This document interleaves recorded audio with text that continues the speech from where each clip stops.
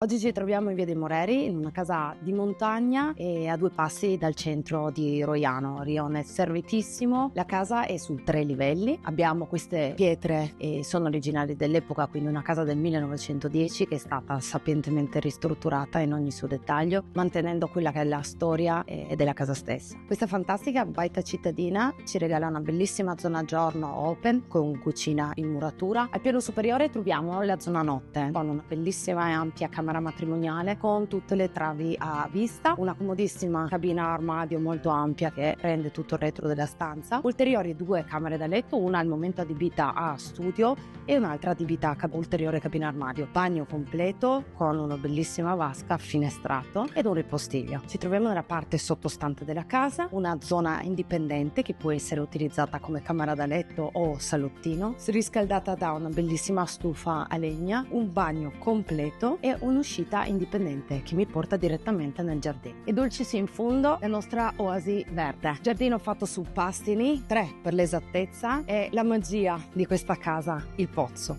Non potevo non farlo. E se tutto ciò non bastasse, abbiamo anche 2 box auto di proprietà. Per qualsiasi altra informazione, dal 7 di gennaio troverete planimetrie e informazioni, numero di telefono su www.rigatti.it.